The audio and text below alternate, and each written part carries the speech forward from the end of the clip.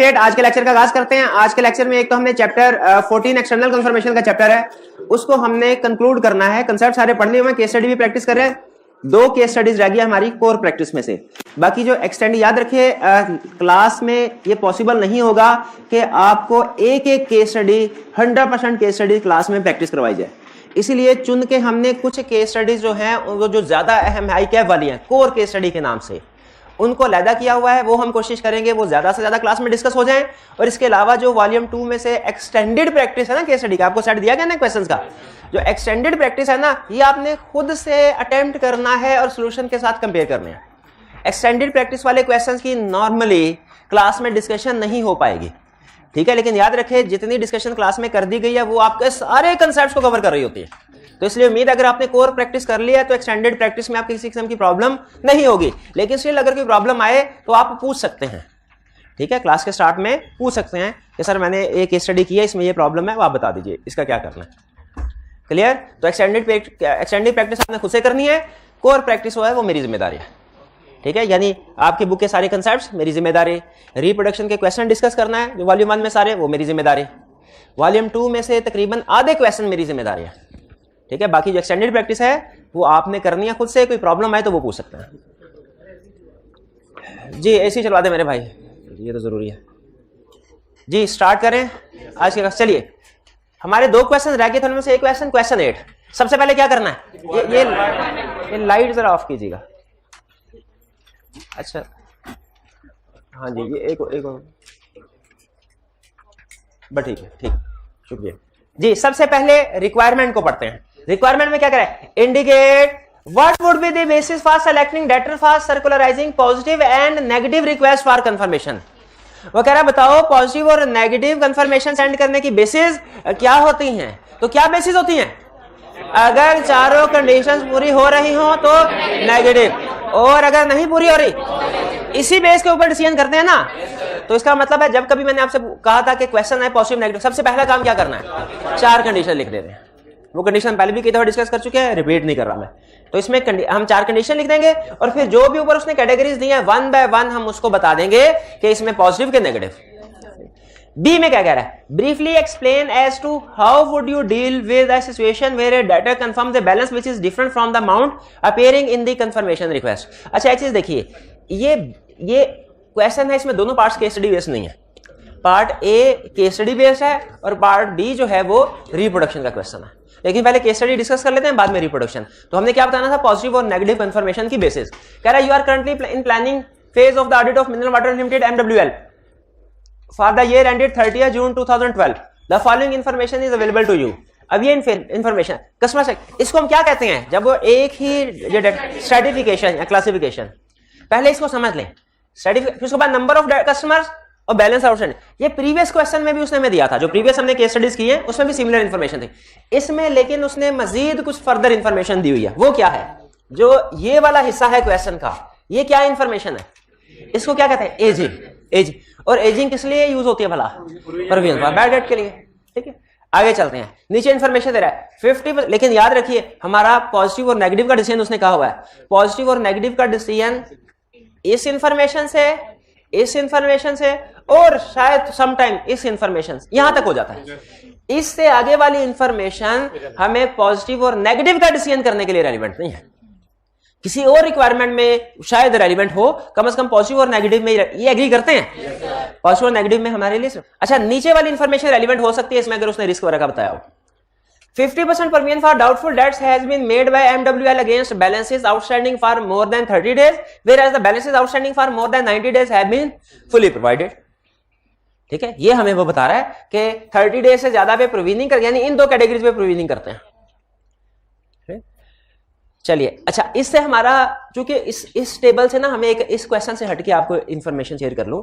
Positive negative के decision में तो ये इंफॉर्मेशन रेलिवेंट नहीं है। बताइए फिर किस केस में रेलिवेंट हो सकती थी, रिस्क असेसमेंट में। शाबाश, जब हमसे कहता है कि रिस्क असेस करो तो हम कहते हैं भाई ये जो ओवरड्यू वाली कैटेगरीज है ना, इनमें रिस्क ऑफ बैड डेट ज्यादा है, इनमें रिस्क ऑफ बैड डेट ज्यादा है।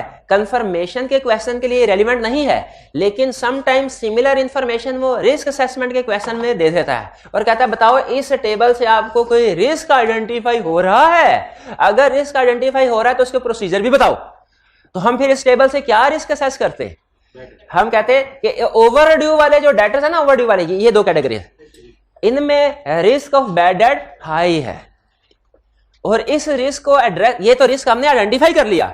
ऑडिट में हम रिस्क स्टेप नंबर 1 होता है रिस्क आइडेंटिफाई करना, स्टेप नंबर 2 क्या होता है, उस रिस्क को एड्रेस करना। इस रिस्क को एड्रेस करने के लिए क्या प्रोसीजर होते हैं। अब देखिए मैं क्वेश्चन को छोड़कर दूसरी तरफ निकल गया हूं, मैं कंफर्मेशन के टॉपिक से निकल आया हूं, रिस्क असेसमेंट और प्रोसीजर में, क्योंकि मैंने वो भी तो पढ़ाना है। ठीक है, तो अभी इस क्वेश्चन को कंफर्मेशन के पॉइंट ऑफ व्यू से जो मैं पूछ रहा हूं उसका जवाब दीजिए। बैड डेट को इंश्योर करने के लिए कि कितनी प्रोविजन रिकॉर्ड होनी चाहिए, क्या प्रोसीजर होने चाहिए, बताइए जरा, कोई एक दो प्रोसीजर बता दें। पहले बताइए रिस्क समझ आ गया कि नहीं आ गया कि इसमें रिस्क और बैड डेट है ओवरड्यू डेट्स की वजह से। तो कैसे इंश्योर करेंगे कि आपकी प्रोविजनिंग सही रिकॉर्ड की गई है, चेक करेंगे, कैलकुलेशन अरिथमेटिक कैलकुलेशन चेक करेंगे।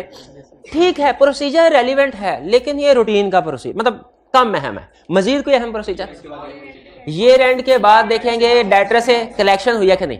अच्छा, लेकिन याद रखिए किस डेटर से, जो ओवरड्यू वाले हैं इनसे, क्योंकि मैं आपसे सिर्फ ओवरड्यू के प्रोसीजर पूछ रहा हूं, बाकियों में भी ये रेलिवेंट प्रोसीजर होता है, लेकिन ओवरड्यू डेट्स में ज्यादा रेलिवेंट, क्योंकि जिनसे कलेक्शन नहीं आई मोस्ट प्रोबेबली वो बैड डेट है, मोस्ट प्रोबेबली वो बैड डेट है।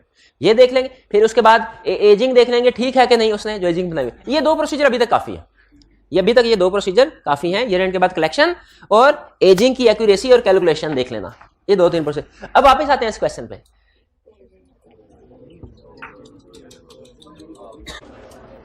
जी, तो वापस आते हैं अब क्वेश्चन की तरफ। Indicate what would B basis for selecting debtors for circular. अच्छा, सर्कुलराइज का मतलब क्या है, सर्कुलराइज करवाने का मतलब क्या है, इसको अंडरलाइन करना है। सर्कुलराइज करवाने का मतलब है कंफर्मेशन लेटर सेंड करना। कह रहा है बेसिस क्या होगी, नो प्रॉब्लम, पहले हमने उसे क्राइटेरिया रिप्रोड्यूस करवा दिया, इन 4 कंडीशन में नेगेटिव कंफर्मेशन एप्रोप्रिएट है, और नीचे लाइन लिख दी कि अगर इनमें से एक भी वायलेट हो रही हो तो पॉजिटिव कंफर्मेशन एप्रोप्रिएट होगी। ये हमारी बेस। अब हम डिसीजन भी करते हैं साथ साथ। सुपरमार्केट बताइए, पॉजिटिव के negative, positive, reason large balance है। ठीक है, असल रिस्क वगैरह के बारे में के बारे, तो assuming all other conditions are also met, ये लिख देंगे। एक लाइन में सुपरमार्केट निमट गया, क्योंकि देखिए टोटल 6 नंबर है और तकरीबन कोई 3 नंबर शायद उसने कंडीशंस के लिख दिए होंगे या 2 नंबर कंडीशंस के लिख दिए होंगे, एक नंबर इनका डिसीजन करने का होगा, तो बहुत ज्यादा एक्सप्लेनेशन रिक्वायर्ड नहीं है, बहुत ज्यादा एक्सप्लेनेशन रिक्वायर्ड। अच्छा, एक चीज और बताऊं एग्जाम पॉइंट ऑफ व्यू से, जब आप नेगेटिव कंफर्मेशन की चारों कंडीशंस लिख देते ना पहले, फिर नीचे जब डिसीजन कर रहे हो ना, तो आपको 2 कंडीशन अगर साइलेंट है वो उसमें दोबारा लिखने की जरूरत नहीं है। आप लिख सकते हैं कि इसमें negative confirmation is appropriate because population has large number of small balances and very low exception rate is या risk is low। अब बाकी की 2 कंडीशन प्रोड्यूस करने के आप सिर्फ लिख सकते हैं, it is assumed that third and fourth condition as above, जो आपने क्वेश्चन के स्टार्ट में लिखी हुई है, as above are also met। तो उनको दोबारा जब ये कंडीशन 4 लिखने का ये भी फायदा होता है कि हर सिचुएशन के साथ आपको अजम्पशन में उसको रिपीट करने की जरूरत नहीं है। आपने ऊपर 1 2 3 करके नंबरिंग दिया होगा, नीचे सिर्फ नंबर लिख दो, उसे पता चल जाएगा ऊपर आप रेफरेंस किसका दे रहे हैं। Supermarket positive. अच्छा, अब बताइए, एक मिनट ठहरे, जैसे मैं पूछ रहा हूं तरतीब से, 5 स्टार होटल, ये भी पॉजिटिव, क्योंकि उसने एक इंफॉर्मेशन दी हुई है पॉपुलेशन वाली, बाकी कोई इंफॉर्मेशन नहीं है, इसी की बेस पे डिसीजन कर रहे हैं हम। रिटेलर्स नेगेटिव, ये आपने क्विकली डिसीजन कर लिया। होलसेलर्स, अब इसमें देखिए वो मैंने आपको बताया था हमने कंपैरेटिव एनालिसिस करना होता है। ठीक है, कुछ चीजों की हमें एग्जैक्ट अमाउंट या परसेंटेज पता है, मटेरियलिटी स्टैंडर्ड ने बताया हुआ है 5% ऑफ प्रॉफिट। ठीक है, एक्सेप्शन रेट हमें पास्ट पेपर्स में उसने बताया हुआ है 15%, लेकिन कब population large number of small balance और कब स्मॉल नंबर ऑफ लार्ज होगी, इसके बारे में कोई इंफॉर्मेशन कहीं पे नहीं लिखी हुई। हमने जजमेंट अप्लाई करके कंपैरिजन करके कंक्लूड करना होता है। तो आपने बाकी 3 का डिसीजन तो क्विकली कर लिया होगा। होलसेलर्स कुछ के ख्याल में ये स्मॉल नंबर है लार्ज बैलेंसेस, और कुछ के ख्याल में large number of small balance. ये आपकी जजमेंट में मैं छोड़ता हूं, आपको जैसा लगे वैसे लिख सकते हैं। पर्सनली मुझे ये लग रहा है कि ये लार्ज नंबर होना चाहिए, क्योंकि 2 स्मॉल नंबर हो गए हैं। ठीक है, तो ये 2 हाँ, लेकिन ये जजमेंट है, मेरी जजमेंट है मेरी। ठीक है, क्योंकि अगर आप रीजनिंग लिख देंगे इसको कि wholesalers represents large number of small या स्मॉल, ये रीजनिंग लिख देंगे फिर वो सही करेगा। लेकिन अगर आप सिर्फ इतना लिखेंगे होलसेलर्स पे पॉजिटिव कंफर्मेशन सेंड करनी है, वो गलत कर देगा। अगर इतना लिखेंगे होलसेलर पे नेगेटिव कंफर्मेशन सेंड करनी है, वो गलत कर देगा। आर्गुमेंट दे देंगे, फिर जो भी आर्गुमेंट होगा वो ठीक होगा, क्योंकि उस एग्जामिनर को भी पता है कि कहीं पे ये हार्ड एंड फास्ट रूल नहीं है कि कितना small number of large value होगा, कितना large number of small value. Clear हो गया ये क्वेश्चन। अब डी रिक्वायरमेंट। अच्छा आप ये देखिए, अब मैं कंसेप्ट समझा दिया, लेकिन एग्जाम की प्रिपरेशन भी करनी है। आप नोट कीजिए 6 नंबर का क्वेश्चन है और 6 नंबर में हमने कंडीशन भी लिख दी है, तो इसीलिए आपने 1 बाय 1 डिसीजन करते हुए बहुत ज्यादा डिटेल में नहीं जाना, एक एक लाइन में अगर इनके डिसीजन कर ले तो काफी है। B. Briefly explain as to how would you deal with a situation where a debtor confirms a balance which is different from the amount appearing in the confirmation request. नहीं, पहले बताएं, ये उसने रीजन दी हुई है डिसएग्रीमेंट की? नहीं दी, तो इसका मतलब है ये जनरल है, स्पेसिफिक तो नहीं है। अगर स्पेसिफिक होता तो वो हमें कोई रीजन बताता, हम उस रीजन को सामने रख के प्रोसीजर बताते हैं। अच्छा आप जरा मुझे बताइए, आपसे जजमेंटल क्वेश्चन पूछ रहा हूं, आजकल रिसेंटली जो आईकैप क्वेश्चन पूछ रहा है, बताइए जनरल डिसएग्रीमेंट के पूछ रहा है कि स्पेसिफिक है? शाबाश, स्पेसिफिक के पूछ रहा है। इसलिए अपने आप को प्रैक्टिस जाहिर है पास्ट पेपर्स की कर रहे होते हैं ना, लेकिन पास्ट पेपर जो है वो सम टाइम वो करंट पैटर्न के मुताबिक नहीं होते। तो ये ना समझिए पास्ट पेपर क्वेश्चन धड़ाधड़ मेरे से हो रहे हैं तो आईकैप में भी इस तरह का क्वेश्चन आएगा, नहीं। स्पेसिफिक वाला प्रैक्टिस करनी है ना अगर ज्यादा, तो स्पेसिफिक केस की करें। बहरहाल लेकिन ये भी किस्मत अच्छी हुई हमारी, तो ये जनरल डिसएग्रीमेंट भी पूछ सकता है। तो बताइए क्या करता है? क्लाइंट से रिकंसाइल करवाएंगे, देखेंगे टाइमिंग डिफरेंस है क्लाइंट के रिकॉर्ड में या कंफर्मिंग रिकॉर्ड, और फिर क्लाइंट के रिकॉर्ड में अगर मिस स्टेटमेंट है तो फिर देखेंगे वीकनेस इंटरनल कंट्रोल या रिस्क ऑफ फ्रॉड को भी इंडिकेट करती है कि नहीं। क्लियर? नेक्स्ट क्वेश्चन की तरफ चलते हैं। लास्ट क्वेश्चन जो हमने प्रैक्टिस करना है, क्वेश्चन नंबर 1। इसको ये ठीक है मेरा है, चले बड़ा कर लेते हैं। सबसे पहले रिक्वायरमेंट,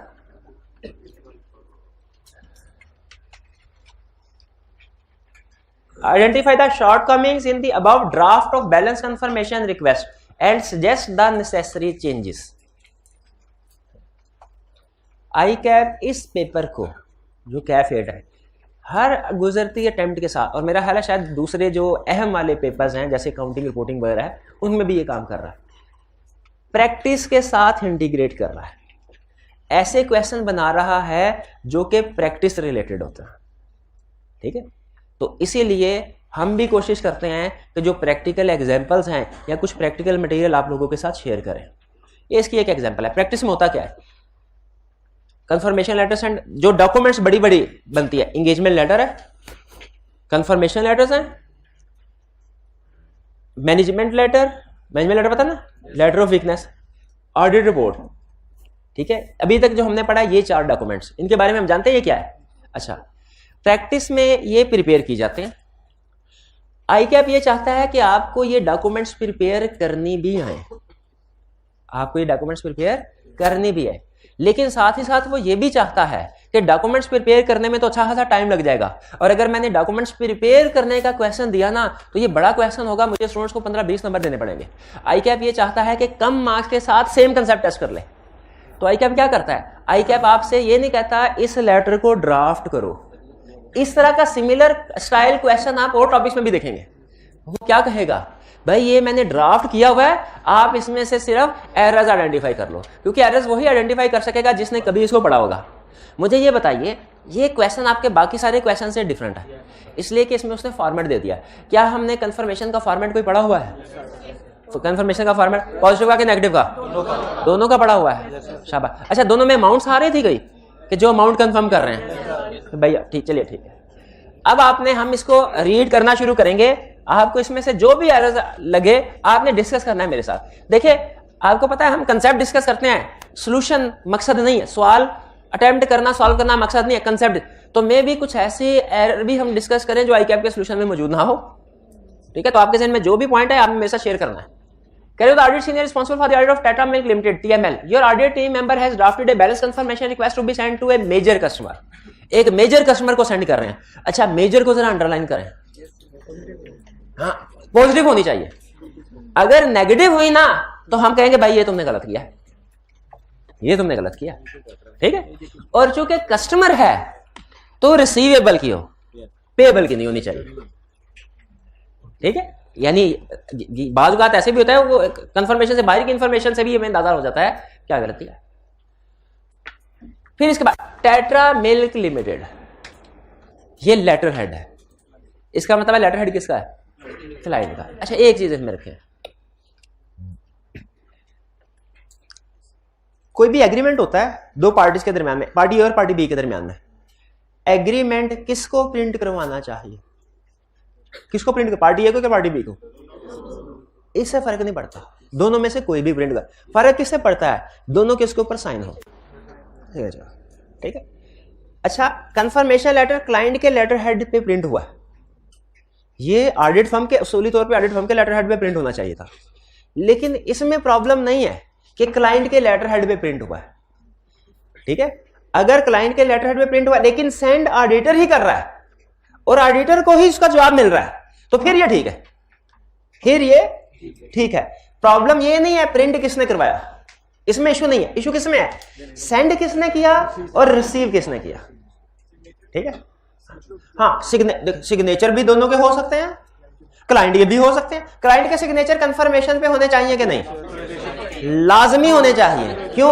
पता चल जाए ऑथराइजेशन है, उसने इजाजत दी है कि हाँ इसका जवाब दे दो, इसका जवाब दे। सिग्नेचर होने में प्रॉब्लम नहीं है क्लाइंट के, वो तो होने चाहिए। प्रॉब्लम किस चीज में है? सेंडिंग में और रिसीविंग दोनों में, सेंडिंग और रिसीविंग दोनों में।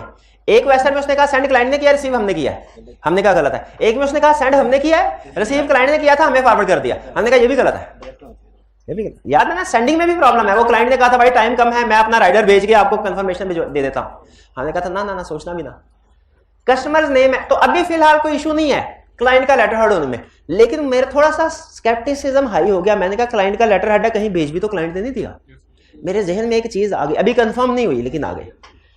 Customers name and address, dB limited, आगे उसका एड्रेस लिखा हुआ, ठीक है, कोई प्रॉब्लम, इसमें कोई प्रॉब्लम है? कस्टमर का नाम और एड्रेस होना चाहिए। डेट 7 सितंबर 2021, ये कौन सी डेट है? जिस दिन भेजा कि जो ये एंड है। हाँ, क्योंकि नॉर्मली 7 सितंबर तो कोई ये एंड नहीं होता, जिस दिन भेजा। ठीक है। डियर मिस्टर सलमान शाहिद, उस कंपनी में कोई अकाउंटेंट वगैरह होगा। In accordance with the request of our auditor Abid Ali and company. अब इसका मतलब यह है, ये सीएफओ लिख रहा है, अब खुद लिख रहा है। In accordance with the request of our auditor Abid Ali and Company Chartered Accountants, we ask that you kindly confirm your indebtedness to us, which according to our record amounting to rupees 45.6 million as shown by the enclosed statement। कह रहे statement हम साथ attach कर रहे हैं, हमारे मुताबिक 45.6 million बनता है। If the above amount is in agreement with your record, please sign in the space provided below. If the amount is not in agreement with your record, please notify us of the amount shown by your records। अच्छा, बताए positive है कि negative है?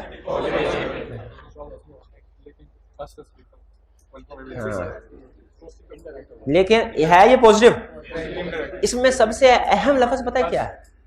सबसे अहम लफ्ज है अस। सबसे अहम लफ्ज है अस। कि क्या कह रहा है? हमें तुम्हें क्यों बताए? ये तो ऑडिटर को बताना चाहिए, ये तो ऑडिटर को बताना चाहिए। ठीक है। अच्छा, क्या ये ऑडिटर ने नहीं लिखी हुई ये लाइन? नहीं। कैसे पता चला क्लाइंट ने लिखी है?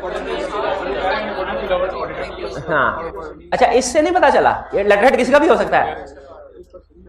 इंडेटेडनेस टू अस, इससे भी पता चल रहा है। और ऊपर वाली line request of our auditor, इसका मतलब है ये ऑडिटर नहीं है, ये ऑडिटर नहीं है। तो क्लाइंट, अब ये देखे कितना ट्रिकी पॉइंट था, उसने डायरेक्टली नहीं इंफॉर्मेशन हमें दी कि क्लाइंट ने सेंड कर रहा है। प्रीवियस केस स्टडी में वो डायरेक्टली बता देता था कि क्लाइंट ने रिसीव किया, क्लाइंट ने सेंड किया, क्लाइंट कह रहा है मैं राइडर भिजवा देता हूं। यहां पे वो अल्फाज को समझेंगे, फिर हमें पता चल रहा है कि अल्फाज से पता चला कि ये कंफर्मेशन क्लाइंट भिजवा रहा है और फिर कह भी रहा है कि मुझे वापस भेजो। इसका मतलब है सेंडिंग बाय क्लाइंट और रिसीविंग भी। ये बात समझ आ रही है? चलिए जी, सेंड भी नहीं कर सकता क्लाइंट। अच्छा, एक मिनट, हरे अल्फाज ये आप क्या कह रहे हैं कि? हाँ जी, इनका पॉइंट ऑफ व्यू ये कह रहे हैं सर भेजा तो ऑडिटर की रिक्वेस्ट में ही है तो कोई प्रॉब्लम नहीं है। अहम चीज क्या है, कंफर्मेशन सारे ऑडिटर की रिक्वेस्ट में भेजे जाते हैं, अहम चीज ये है कि भेजेगा भी ऑडिटर और रिसीव भी करेगा ऑडिटर। हाँ, क्लाइंट के लेटर हेड पे हो सकते हैं। अच्छा, अब अगली बात सुने, रिटर्न बाय क्लाइंट भी हो सकते हैं। ये बात समझ आई? रिटर्न बाय क्लाइंट भी हो सकते हैं ऑथोराइजेशन के लिए, लेकिन सेंड बाय क्लाइंट और रिसीव बाय क्लाइंट ये लाजमी है। लाजमी होने, sorry, auditor, send bye auditor और रिसीव्ड बाय ऑडिटर ये लाजमी है, ये लाजमी है। ठीक है, यहां पे सेंड बाय भी क्लाइंट है, वो कह रहा है रिसीव बाय भी क्लाइंट, जो सबसे बड़ा ब्लंडर इसमें यही है। अच्छा, ये पॉजिटिव ही है, कैसे पता चला पॉजिटिव है? उसने कहा कि अगर एग्रीमेंट नहीं भी है ना फिर भी बताओ, तो इसका मतलब है एग्रीमेंट और डिसएग्रीमेंट तो सही भेजा ना उसने, ये प्रॉब्लम तो नहीं है। पॉजिटिव भेजना चाहिए था, उसने पॉजिटिव ही भेजा।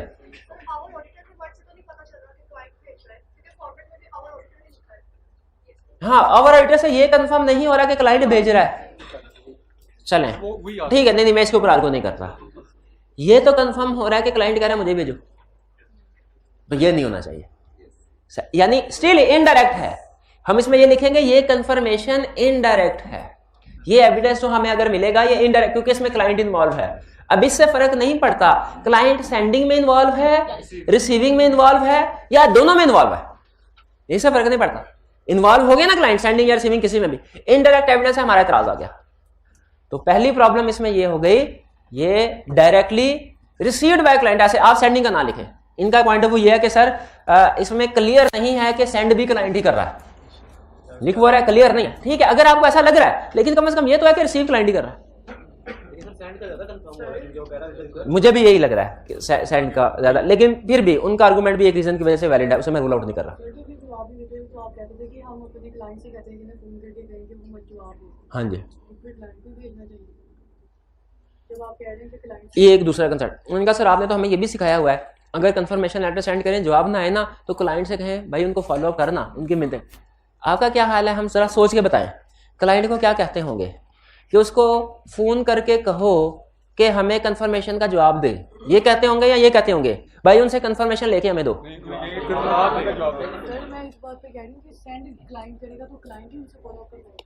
नहीं, सेंड हम करेंगे, फॉलो अप क्लाइंट कह सकता है, क्योंकि हम क्लाइंट के ऑथोराइजेशन के साथ सेंड कर रहे हैं। देखिए, क्लाइंट का हमने बैंक अकाउंट को, बैंक को कंफर्मेशन लेटर सेंड किया, बैंक ने जवाब नहीं दिया। हम अगर बैंक को जाके कहेंगे ना, बैंक इतनी टेंशन नहीं लेगा, ऑडिटर अगर जाके कहेगा। लेकिन अगर वो अकाउंट होल्डर जिसका मिलियंस ऑफ रुपीस पड़ा हुआ अकाउंट में, वो अगर बैंक वाले को कहेगा ना कि भाई आपके पास कंफर्मेशन लेटर है, ऑडिटर को जवाब नहीं दिया आपने, कुछ दिन हो गए, जरा जवाब दीजिए, तो बैंक जवाब देगा। लेकिन याद रखें, क्लाइंट से फोन करवाने का मकसद ये नहीं होता कि क्लाइंट कंफर्मेशन रिसीव करके हमें देगा। उसका मकसद सिर्फ ये होता है कि क्लाइंट ने कंफर्मिंग पार्टी को कहना होता है यार आपके लेटर पड़ा हुआ कई दिनों से जवाब नहीं दिया, जवाब दे दीजिए।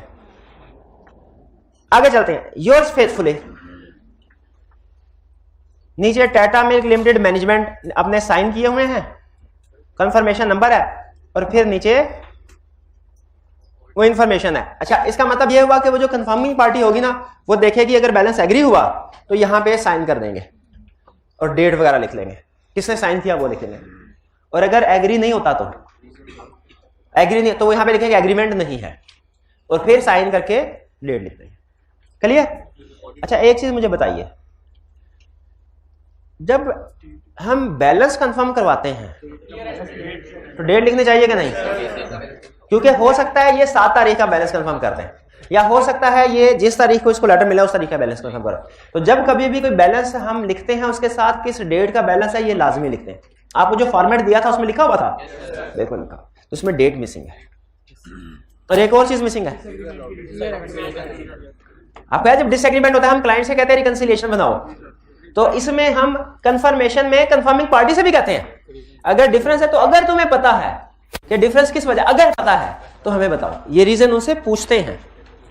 ठीक है, लेकिन कंफर्मिंग पार्टी को सम टाइम पता होगा, सम टाइम नहीं होगा। हमारे क्लाइंट को पता लाजमी होगा क्योंकि उसने मंथली बेसिस पे अकाउंट स्टेटमेंट सेंड करता है, रिकंसिलिएशन बनानी होती है। ये बात समझ आई? अच्छा, तो इसका मतलब है 3 इसमें से हमने प्रॉब्लम्स आइडेंटिफाई किए। कौन कौन से? इनडायरेक्ट था, डेट मिसिंग थी, रीजन नहीं मांगे थे हमने कंफर्मेशन लेटर सेंड करते हुए, ठीक है। लेकिन याद रखें मेरी असेसमेंट के मुताबिक ये एक डिफिकल्ट क्वेश्चन था। कंफर्मेशन के जितने भी केस स्टडीज हैं उनमें सबसे डिफिकल्ट क्वेश्चन ये था। लेकिन बहरहाल अब हमें पता चल गया, अब हमें पता चल गया जिस अटेम्प्ट में फर्स्ट टाइम ये टेस्ट हुआ था ना, उस अटेम्प्ट में थोड़ी सी प्रॉब्लम हुई थी। क्यों? क्योंकि इससे पास में ICAP ने कभी इस तरह का क्वेश्चन टेस्ट नहीं किया हुआ था, कभी इस तरह का क्वेश्चन टेस्ट। लेकिन अब हमें पता चल गया, प्रेसिडेंट सेट हो गया ना, क्या ICAP इस तरह का क्वेश्चन भी पूछ सकता है। तो इसीलिए हम अब इस तरह के क्वेश्चन भी कुछ मजीद भी कोशिश करेंगे, प्रैक्टिस करें। और सिर्फ इसमें नहीं, अब स्टाइल तरीका वारदात पता चल गया ना ICAP का। अब इसका मतलब है ICAP ने आज तक कभी इंगेजमेंट लेटर हमें दे के उसमें से गलतियां आइडेंटिफाई करने को नहीं कहा। लेकिन अब ये क्वेश्चन आ गया ना, तो मुझे एज टीचर अंदाजा हो गया, अगर ICAP कंफर्मेशन लेटर देके कह सकता है गलतियां आइडेंटिफाई करो, तो वो इंगेजमेंट लेटर देके भी कह सकता है गलतियां आइडेंटिफाई करो, वो मैनेजमेंट लेटर देके भी कह सकता है गलतियां आइडेंटिफाई करो। ऑडिट रिपोर्ट वैसे पास में भी उसने दी हुई है कि ऑडिट रिपोर्ट प्रेजेंट करके कहता होता है एरर्स आइडेंटिफाई करो। इसका मतलब ये हुआ कि अब हम ऑडिट रिपोर्ट के साथ साथ दूसरे डॉक्यूमेंट्स भी आपके साथ शेयर करेंगे, और ICAP एक्सपेक्ट कर रहा है कि है वो प्रैक्टिस के डॉक्यूमेंट्स, लेकिन आपको वो बनाना आना चाहिए, और अगर उनमें कोई गलती हो तो आप आइडेंटिफाई करने के काबिल हो, ठीक है। इस एक क्वेश्चन की वजह से ना यूं समझ लीजिए हमारा सिलेबस 20% के करीब बढ़ गया है। असल में सिलेबस नहीं बढ़ा, आपके ऊपर बर्डन 20% के करीब बढ़ा। क्यों? मैंने तो क्वेश्चन ढूंढ ढांड के आपको दे देने हैं, केस स्टडीज आपने करनी होगी, केस स्टडीज आपने करनी होगी। तो यूं समझिए, अब मैं सिर्फ आपको कंफर्मेशन के इस तरह के क्वेश्चन प्रोवाइड नहीं करूंगा, बल्कि पूरे ऑडिट में जो डॉक्यूमेंट होती है, क्योंकि रिस्क है ना भाई। मुझे बताइए, इन्वेंट्री में फ्रॉड निकला तो क्या इसका मतलब होता है इन्वेंट्री में फ्रॉड है कि हमें फिक्स एसेट में प्रोसीजर बढ़ा देने चाहिए? तो अगर एक्सटर्नल कंफर्मेशन और प्रैक्टिस में घुसा है तो क्या इसका ये मतलब है सिर्फ इसी चैप्टर में क्वेश्चन पूछेगा आइंदा से? तो दूसरे चैप्टर में भी पूछ सकता है। उसका तरीकाकार पता चल गया ना हमें, हमने उसको डीकोड कर लिया, हमने कहा ऐसी की तैसी अब आओ, ठीक है। पहले तो तुमने हमें बेखबर रख के मारा था, अब आओ, अब हमारी गलतियां निकाल के दिखाओ। हाँ खबर, अब वो खबर दे के मारेगा। नहीं इंशाल्लाह अगर आप प्रैक्टिस करेंगे तो कोई प्रॉब्लम नहीं होगी, ये मेरी जिम्मेदारी है। अगर आप असाइनमेंट करेंगे और एग्जाम में कोई ऐसा क्वेश्चन, सारी जितनी असाइनमेंट मैंने आपको दिया, अगर वो सारी असाइनमेंट करेंगे और एग्जाम में कोई एक क्वेश्चन भी ऐसा आ गया जो आपने अटेम्प्ट नहीं कर पाए, तो जिम्मेदारी मेरी है। लेकिन अगर आपने क्वेश्चन, अच्छा देखें, गौर से, आपने शायद नोट नहीं किया, मैंने एग्जाम में क्वेश्चन अटेम्प्ट करने की बात की, जिम्मेदारी ली है, पास फेल होने की जिम्मेदारी नहीं ली। कामयाबी नाकामी अल्लाह ताला के हाथ में है, वो कोई जिम्मेदारी नहीं मेरी। हाँ, एग्जाम में क्वेश्चन सारे आप करने के काबिल हो, ये मेरी जिम्मेदारी है। और वो भी तब कंडीशन क्या लगाई है, असाइनमेंट सारी आपने की होंगी, जो कि आपने कम से कम ये कल वाली असाइनमेंट नहीं की, लेकिन कोई बात नहीं, आपने वादा किया कि कल कर लाएंगे एक्सटेंडेड प्रैक्टिस सारी, तो ठीक है। अकाउंट नहीं, इसके में सोल्यूशन में कोई अकाउंट नंबर नहीं रेलिवेंट नहीं है। जो नीचे उसने लिखा हुआ ना सिग्नेचर अकाउंट नंबर, या ऊपर अकाउंट नंबर लिखा 7172 एड्रेस नेम, ये रेलिवेंट नहीं, इनमें कोई कंसेप्ट नहीं है। हाँ, एक लाइन ये भी लिखता है रेमिटेंस सेंड ना करें आप, हाँ वो भी लाइन लिख सकते हैं। और प्रैक्टिकली हम एक और काम करते हैं, बाज़ औक़ात ना जब किसी के पैसे लग रहे हो ना, किसी के पैसे तो वो जवाब नहीं देता, वो कहते हैं बिला वजह हम हमारा लेटर भी मारा हो, जवाब भी हम दे, फायदा भी, काम भी हमारा नहीं है। तो सम टाइम हम रिस्पॉन्स रेट को बढ़ाने के लिए उसे वो लेटर, स्टैम्प लेटर साथ डाल के भेजते हैं, ताकि उसे टिकट के पैसे, लिफाफे के पैसे ना खर्च करने पड़े। हालांकि वो कितने 10, 15, 20 रुपए होंगे, लेकिन इससे रिस्पॉन्स रेट बढ़ जाता है, रिस्पॉन्स रेट थोड़ा सा बढ़ जाता है। अच्छा, आप ये हर चैप्टर हमारा कंप्लीट हो गया, क्लियर? कोई क्वेश्चन में लाइट्स ऑन कर दीजिएगा, शुक्रिया। पूरे चैप्टर में से कोई क्वेश्चन, कोई कंसेप्ट पूछना चाहते हो पूछ लीजिए, फिर हम नेक्स्ट चैप्टर की तरफ चलेंगे। जी जी, वन बाय वन पूछिए जी।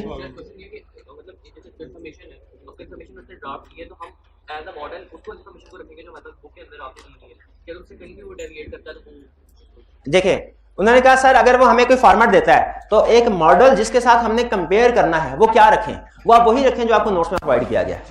उसमें जो इन्फॉर्मेशन है वो लेटर में होनी चाहिए, जो इन्फॉर्मेशन नहीं है वो नहीं होनी चाहिए, ठीक है जी। लेकिन आपको मैं थोड़ा एडिशनल बात बता रहा हूं, वो फॉर्मेट आपके लिए बेहतर है उसको फॉलो करें, वो लाजमी नहीं है कि प्रैक्टिस में एग्जैक्टली इसी तरह के फॉर्मेट हो। क्योंकि ऑडिटिंग स्टैंडर्ड में, याद रखिए, ऑडिटिंग स्टैंडर्ड्स में ऑडिट रिपोर्ट का फॉर्मेट दिया गया है वो हमेशा वैसी ही होगी जैसी आपको दी गई और सिखाई गई है। ये कंफर्म 100% कंफर्म है। कंफर्मेशन का फॉर्मेट नहीं दिया गया, ये कंफर्मेशन का फॉर्मेट प्रैक्टिस से उठाया गया, स्टैंडर्ड से नहीं है। तो प्रैक्टिस में बाज़ औक़ात एक फर्म और दूसरी फर्म के अल्फाज डिफरेंट हो सकते हैं, लेकिन याद रखें चीजें सारी यही होंगी। चीजें सारी ऑडिट रिपोर्ट में तो अल्फाज भी सेम होते हैं ना, क्योंकि वो स्टैंडर्ड ने दिया हुआ फॉर्मेट। इसमें इंफॉर्मेशन यही होगी सारी, अल्फाज प्रैक्टिस में या जो एग्जाम में आपको फॉर्मेट देकर उसके डिफरेंट हो सकते हैं। लेकिन उसका ये अच्छा, इस क्वेश्चन से हमने एक नई चीज क्या सीखी, इस क्वेश्चन से हमने नई चीज क्या, मैंने आपको बताया था ना हर केस स्टडी के बाद आपने कोई नई चीज सीखनी है और उसको लिखना है कि क्या सीखा इससे। बताइए इससे क्या सीखा कि ICAP हमें किसी डॉक्यूमेंट का फॉर्मेट देके उसमें से एरर्स या ओमिशन निकलवाने को कह सकता है, ये चीज सीखी। और अगर वो डॉक्यूमेंट एक्सटर्नल कंफर्मेशन है तो वो एरर या ओमिशन क्या हो सकते हैं, डेट, इनडायरेक्ट, और तीसरा रीजन ऑफ डिसएग्रीमेंट। ये आपने लिख, ये आपकी 2-3 लाइनों के अंदर पूरे क्वेश्चन की समरी आ गई। क्वेश्चन में उसने सजेशन भी मांगी होती है, सजेशन प्रॉब्लम नहीं होती, सजेशन बताना कौन सा मुश्किल है भाई, जो चीज नहीं दी सजेशन में लिख देंगे वो होनी चाहिए। असल मसला तो एरर्स आइडेंटिफाई करना है ना। क्लियर हो गया जी ये क्वेश्चन? और कोई पूरे चैप्टर में कोई क्वेश्चन पूछना चाहे पूछ ले।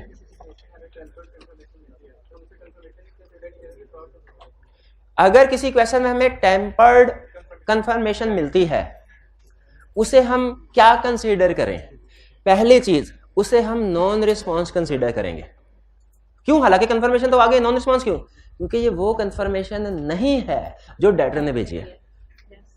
तो इस केस में आपने डेटर को लहजा से अप्रोच करके दोबारा कंफर्मेशन लेने की कोशिश करनी है। एक काम तो ये करना है, ये बात समझ आती है।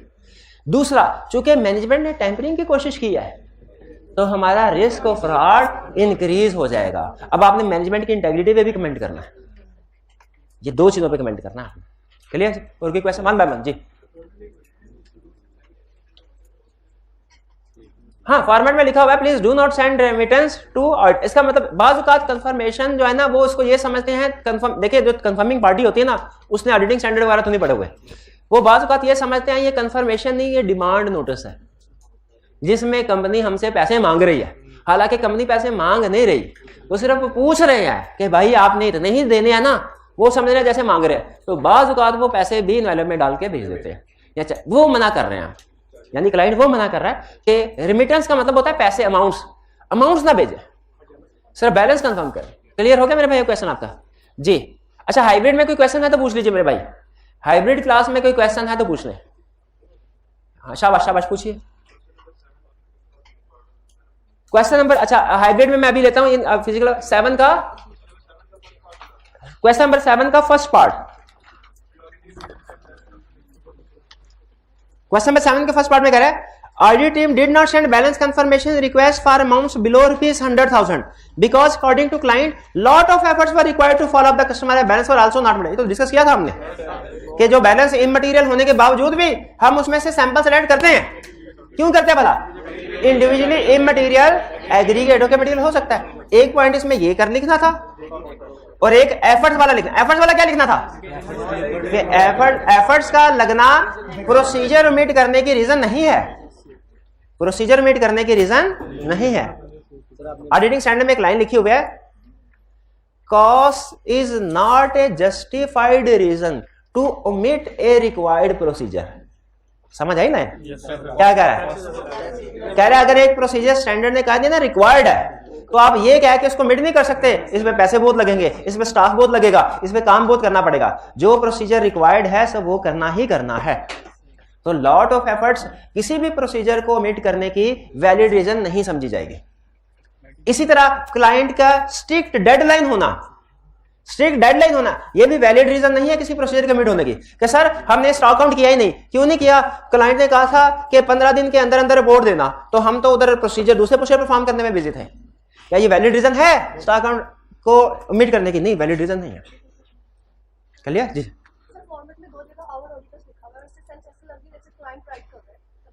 बिल्कुल, ये इस कंफर्मेशन के में उसने लिखा हुआ ओवर ऑडिटर, तो बिल्कुल ये कंफर्म हो रहा है, इससे लग नहीं रहा बल्कि कंफर्म हो रहा है कि इसको लिख क्लाइंट रहा है, सीएफओ सीईओ लिख रहा है जो भी। नहीं, कुछ केसेस में क्लाइंट सेंड कर सकता है, मैंने ये कहा था किसी लेक्चर में। नहीं, मैंने कहा था लिख सकता है। हाँ, ऑडिटर भी लिख सकता है, क्लाइंट भी लिख सकता है। मैंने इसीलिए आपको बताया 2 पार्टीज एग्रीमेंट करती है ना, ये लाजमी नहीं है कि किसने एग्रीमेंट लिखा। हाँ, क्लाइंट अगर लिखेगा तो यही कहेगा कि जी हमारे ऑडिटर से बैलेंस कंफर्म करना चाहते हैं, करें। जब ऑडिटर लिखता है ना तो वो इस तरह लिखता है कि हम एबीसी कंपनी के ऑडिटर हैं, हम for the purpose of audit आपसे कुछ इंफॉर्मेशन कंफर्म करवाना चाहते हैं, लेकिन अथॉराइज सिग्नेचर नीचे मौजूद है। आप काइंडली हमें कंफर्म कीजिए कि आपने एबीसी कंपनी के इस डेट के ऊपर इतने पैसे देने हैं। ठीक है, तो वर्डिंग ऑडिटर के पॉइंट ऑफ व्यू या क्लाइंट के पॉइंट ऑफ व्यू डिफरेंट हो सकती है, लेकिन अहम चीज आपको क्या सिखा रहा हूं कि सेंड ऑडिटर करे, कंप्लीट रिसीव भी ऑडिटर करे। ठीक है, ऑडिटिंग स्टैंडर्ड में ना ये मैं थोड़े ना टेक्निकल वर्ड्स आपके साथ शेयर कर रहा हूं, सेंटेंसेस, ताकि कभी C5 लेवल में जाके आप स्टैंडर्ड खोलें ना तो आपको पता चले ये अल्फाज हमने पढ़े थे। वो कहते हैं auditor should have control over confirmation process. इसका मतलब क्या है कि कंफर्मेशन सेंडिंग से लेके रिसीविंग तक ऑडिटर का कंट्रोल होना चाहिए सारा। सेंडिंग करते हुए ऑडिटर लिस्ट बनाता है कि किस किस डेटर को सेंड किया है, ताकि बाद में अगर कुछ का जवाब आए आगे टिक लगाता है, जिसका जवाब नहीं आता ताकि उसको फॉलोअप करें, फॉलोअप से भी नहीं आता तो अल्टरनेटिव प्रोसीजर परफॉर्म करें। और जी क्वेश्चन नंबर 11, एडजस्टमेंट नंबर 5। अच्छा, एक्सटेंडेड है, शाबाश, एक्सटेंडेड किया है प्रैक्टिस, शाबाश। Question number 11, adjustment number 5।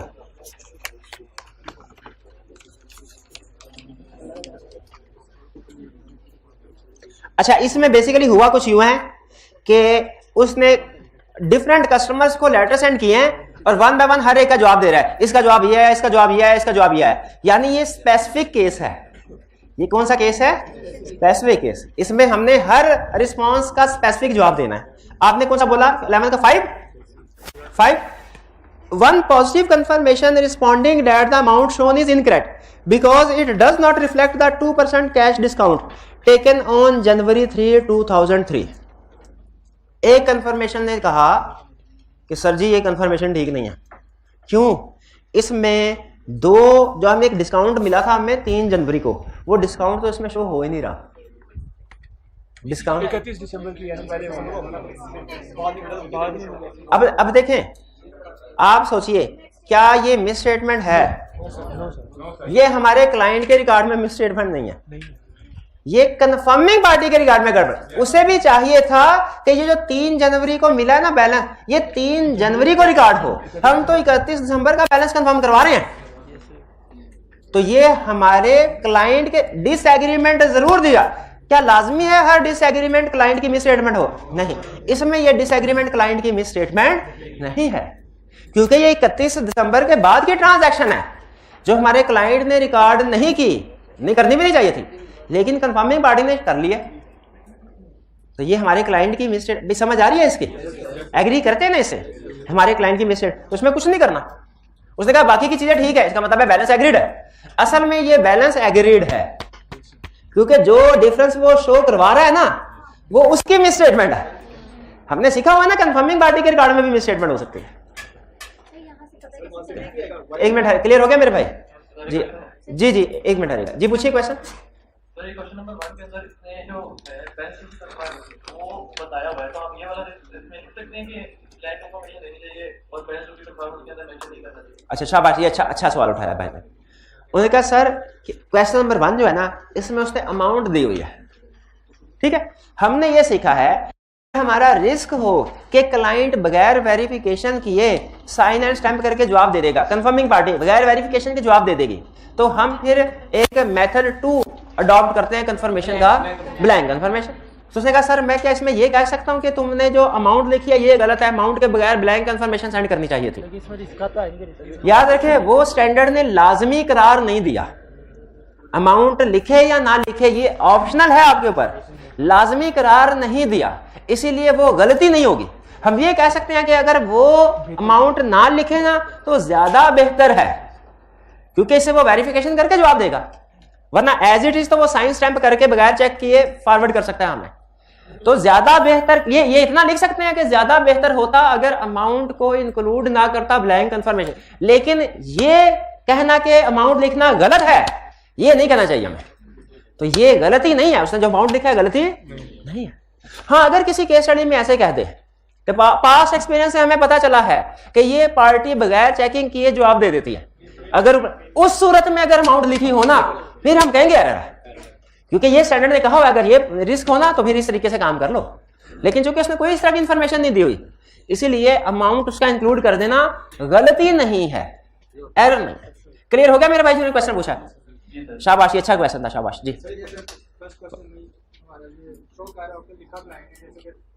First question में वर्डिंग इस तरह की हो कि लिखा क्लाइंट ने है, ठीक है, और लेकिन ये लिखा हो कि ये ऑडिटर की रिक्वेस्ट पे हम सेंड कर रहे हैं और आपने इसको भेजना ऑडिटर को है, तो भेजना ऑडिटर को है। अगर क्वेश्चन सिर्फ इतना कह के साइलेंट हो जाता है तो उसमें कोई प्रॉब्लम नहीं है, लेकिन अगर क्वेश्चन ये कहता है कि भेजा क्लाइंट ने है लेकिन लिखा यह है कि जवाब ऑडिटर को जाए, तो गलत है, गलत है, क्योंकि ये ऑडिटर के हाथ से ही जाना चाहिए। ठीक है, ठीक है। आप अगर जी जी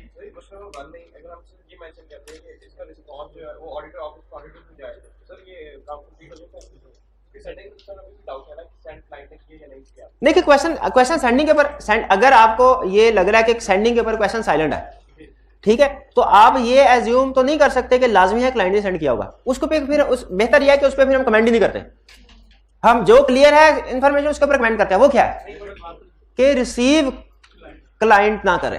क्वेश्चन में ये, तो मैं आपकी बात से एग्री करता हूं, क्वेश्चन में ये क्लियर नहीं है, क्वेश्चन नंबर 1 में कंफर्मेशन सेंड कौन कर रहा है, लिख क्लाइंट रहा है, ये कंफर्म है, सेंड ये कंफर्म नहीं है, लेकिन ये तो कंफर्म है कि रिसीव क्लाइंट करवा रहा है, तो हम जो कंफर्म इंफॉर्मेशन उसके ऊपर कमेंट कर देते हैं कि ये रिसीविंग क्लाइंट नहीं बल्कि ऑडिटर को करनी चाहिए, और एहतियातन ये भी लिख दे कि कंफर्मेशन सेंड भी ऑडिटर करे, रिसीव भी ऑडिटर करे। हालांकि सेंडिंग के बारे में वो साइलेंट है, रिसीविंग के बारे में तो कंफर्म है ना, वो एरर आइडेंटिफाई कर देंगे। हर कंफर्मेशन, क्या हर कंफर्मेशन क्लाइंट के लेटर हेड पे जाती है? नहीं, नहीं। हमारी फॉर्म में जहां तक मुझे याद है हमने फॉर्मेट छपवाए हुए थे, पॉजिटिव कंफर्मेशन के फॉर्मेट छपवाए हुए थे, हम सिर्फ उसमें कस्टमर का नाम, एड्रेस और अमाउंट, ये क्लाइंट से इंफॉर्मेशन लेते थे, खुद फिल करते थे, खुद ही सेंड करते थे और हमारे ऑफिस में आते थे। अच्छा, मजे की बात बताऊं, हम खुद असल में ना टीम क्लाइंट के प्रेमिसेस में बैठे होते थे, लेकिन हम ये नहीं करते थे कि क्लाइंट का एड्रेस लिख दें और उसे कहें कि भाई इसी एड्रेस पे भेज देना, ऊपर लिख देना ऑडिटर को मिले, ये नहीं करते थे, बल्कि क्या करते थे, अपने ऑफिस का। अच्छा, इसमें थोड़ी सी हमें कष्ट उठाना पड़ता था, क्या हर दूसरे तीसरे दिन हम अपने ऑफिस में फोन करके पूछते थे कि इस क्लाइंट का कोई कंफर्मेशन का जवाब आया कि नहीं आया, लेकिन ये जरूरी होता है, क्यों? ताकि डायरेक्ट जवाब। तो याद रखें कि ये सेंड भी ऑडिटर करेगा, यानी ऑडिटर के एड्रेस के थ्रू होगा। ठीक है, बाज़ औक़ात क्लाइंट हमें कहता था कि सर हम रूटीन में इस लेटर के साथ कम्युनिकेशन करते हैं, अगर आप कहें तो रूटीन की कम्युनिकेशन में आपका लेटर भी डाल दें। हम कहते थे नहीं, हम इंडिपेंडेंट डालते हैं। ठीक जी। ओपन इनवाइस, देखिए ओपन इनवाइस सिस्टम क्या होता है ये नहीं पता, मुझे नहीं पता, लेकिन आगे क्वेश्चन में उसने कोई ऐसी इंफॉर्मेशन दी होगी जिससे आपको पता चल जाए। सिस्टम दो तरह के होते हैं, एक होता है कंप्लीट सिस्टम, एक होता है थका हुआ सिस्टम। जरूरत के मुताबिक आप चाहे तो कंप्लीट सिस्टम, जिसे आप आईटी की लैंग्वेज में शायद इंटीग्रेटेड सिस्टम भी कहते हैं, और चाहे आप अलग अलग। आप अपने, अब मैं आपको एग्जांपल बताता हूं, आप अपने 30, आज क्या तारीख है, 11 मई, 31 मार्च का बैंक का बैलेंस बता सकते हैं आप? आपको याद नहीं, लेकिन बैंक स्टेटमेंट निकलवा के बता सकते हैं, बता सकते हैं।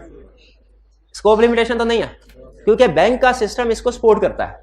लेकिन अगर मैं कहूं आप 31 मार्च को अपने मोबाइल का बैलेंस बताइए मुझे, वो नहीं बता सकते आप, हालांकि वो भी सिस्टम है, वो भी सिस्टम है, लेकिन उस सिस्टम में पास्ट बैलेंसेस की ऑप्शन रखी नहीं गई, ये है ओपन सिस्टम। तो बाद बात हमारे कुछ क्लाइंट के सिस्टम ऐसे होते हैं, वो कहता है भाईजान आज की तारीख है 7 सितंबर, आप हमसे पूछ रहे हैं 30 जून का बैलेंस, हमारा सिस्टम सपोर्ट करता ही नहीं है, हम आपको ये बैलेंस कंफर्म कर ही नहीं सकते, क्योंकि हमारा सिस्टम में ये ऑप्शन नहीं है। अब क्या करें हम इस सिचुएशन में, इसको क्या कंसीडर करें? नॉन रिस्पॉन्स, और अल्टरनेटिव प्रोसीजर परफॉर्म करेंगे। चलिए,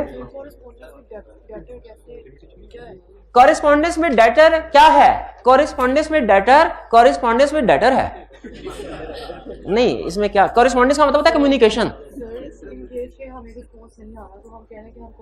इन केस हमें रिस्पॉन्स, तो हम क्या देखें, अगर डेटर से कंफर्मेशन लेटर का जवाब नहीं आया तो डेटर हमें जवाब नहीं दे रहा, लेकिन क्या पॉसिबल है कि उस डेटर की क्लाइंट के साथ कोई कम्युनिकेशन हो रही हो?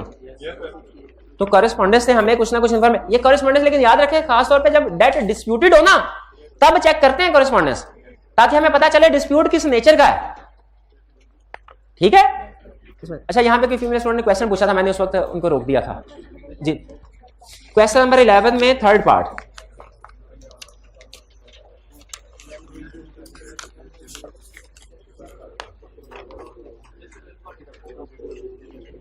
one positive confirmation returned stating that balance was correct but should also reflect a credit memo issued on January 5, 2003। हम वो कहता है कि भाई ये बैलेंस तो ठीक है, 31 दिसंबर का बैलेंस ठीक है, लेकिन 5 जनवरी को कुछ रिटर्न भी हुई है, 5 जनवरी को कोई चीज रिटर्न भी हुई है। तो इसका मतलब है बैलेंस तो ठीक है, लेकिन ईयर एंड के बाद इससे क्या समझ आ रही है, ईयर एंड के बाद कुछ रिटर्न आया है, तो ये डिफेक्टिव इन्वेंट्री का केस नहीं बन रहा, रिस्क है। तो ये एडजस्टिंग इवेंट हो गया, और ये हम वैसा ही ट्रीट करेंगे जैसा हमने क्वेश्चन में किया था। याद है क्वेश्चन? तो क्या किया था उस क्वेश्चन में हमने? डिफेक्टिव इन्वेंट्री सेल्स को रिवर्स किया था, डिफेक्टिव इन्वेंट्री को एनआरवी। और मैंने आपसे कहा था सोचे इसमें डिफेक्टिव इन्वेंट्री के एनआरवी के प्रोसीजर लिखेंगे कि नहीं लिखेंगे? वो नंबर के लिए इसमें लिखने की जरूरत नहीं है, सीख चुके हैं हम, पता है, लिखने की जरूरत नहीं है। 12 part when one negative confirmation returned stating सुअस का मतलब क्या है? कर लो क्या मतलब? पैसे निकलवा सकते हो तो निकलवा लो, यही कह रहा ना, निकलवा सकते हो तो निकलवा। तो किस चीज की इंडिकेशन है कि इससे डिस्प्यूटेड डेट है, डिस्प्यूटेड डेट है। इसमें कौन से प्रोसीजर परफॉर्म करने होंगे हमें? बैड डेट के प्रोविजन फॉर बैड डेट के प्रोसीजर। कैसे कितनी रिकवरी होगी? 1 by 1 जी। क्रेडिट मेमो क्या होता है? ये तो अकाउंटिंग में पढ़ते हैं ना, आप सेल्स रिटर्न पे होता है ये क्रेडिट मेमो। नहीं, क्रेडिट नोट पड़ा हुआ है, वही तो है क्रेडिट नोट को क्रेडिट मेमो कहते हैं। Question number 18। अच्छा 18 में उसने